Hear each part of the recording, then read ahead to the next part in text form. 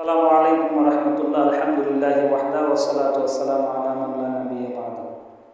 প্রশংসা আল্লাহ রাব্বুল আলামিনের জন্য, দরুদ এবং সালাম বর্ষিত হোক আমাদের প্রিয় নবী জনাব মুহাম্মদ রাসূলুল্লাহ সাল্লাল্লাহু আলাইহি ওয়াসাল্লামের প্রতি। আল্লাহুম্মা সাল্লি আলাইহি আল্লাহুম্মা বারিক আলাইহি।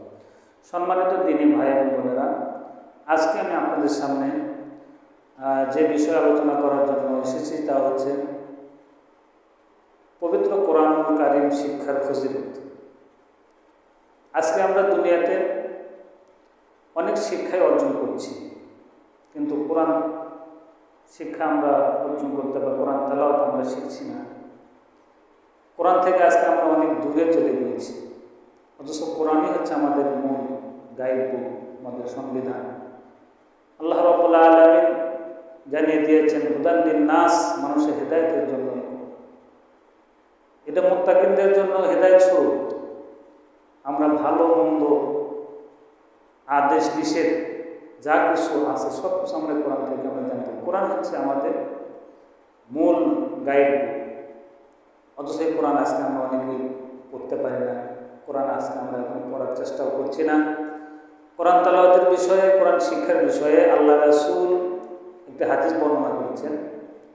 বুখারীতে এই হাদিসটা আমরা পাই। আল্লাহ রাসূল উসমান বিন আফফান রাদিয়াল্লাহু তাআলা আনহু তিনি বলেন, খায়রুকুম মান তাআল্লামাল কুরআন ওয়া আল্লামাহু। উসমান রাদিয়াল্লাহু তাআলা আনহু হতে বর্ণিত, তিনি বলেন আল্লাহ রাসূল জানিয়ে দিয়েছেন, আল্লাহ রাসূল বলেন, তোমাদের মধ্যে সর্বোত্তম ওই ব্যক্তি যে কোরআন শিক্ষা করে এবং অন্যকে শিক্ষা দেয়। তাহলে আমরা উত্তম, আল্লাহ রাসূল বলছেন তোমাদের মধ্যে সর্বোত্তম যারা কোরআন শিক্ষা করে। আসুন আমরা যারা কোরআন জানি না, আমরা যারা কোরআন পড়তে পারি না, আমরা কোরআন পড়ার চেষ্টা করি, আমরা কোরআন জানার চেষ্টা করি। আর যারা পড়ে তারাও উত্তম, যারা পড়ায়, যারা শিক্ষা অর্জন করে, যারা শিক্ষা দেয় তারাও উত্তম, যারা শিক্ষা অর্জন করে তারাও উত্তম। তাহলে কোরআন যে ব্যক্তি শিক্ষা করে এবং অপরকে শিক্ষা দেয়, কোরআন নিজে পড়তে হবে, অপরকে শিক্ষা দিতে হবে, নিজে জানতে হবে, অপরকে জানাতে হবে।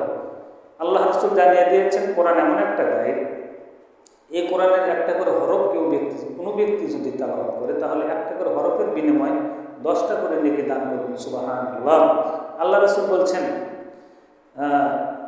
যে ব্যক্তি কোরআনের একটা হরফ এই কোরআন থেকে মিন কিতাবিল্লাহ ফালাহু হাসানা ওয়াল হাসানাতু বিআশরি আমসালিহা, কোরআন থেকে কোনো ব্যক্তি যদি একটা হরফ তেলাওয়াত করে তাহলে এই একটা হরফ তেলাওয়াত করার কারণে 10টা নেকি দান করবেন। সুবহানাল্লাহ।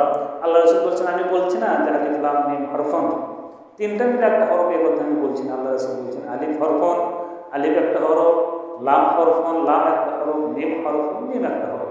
কোনো ব্যক্তি যদি আলিফ লাম মিম এই তিনটা হরফ যদি তেলাওয়াত করে তাহলে 3 × 30টা সব নেকি আল্লাহ রাব্বুল আলামিন ওই ব্যক্তিকে দান করবেন। তাহলে আসুন আমরা নিজে কোরআন শিক্ষা করি এবং অপরকে শিক্ষা দিই, তাহলে আমরা উত্তম হতে পারবো।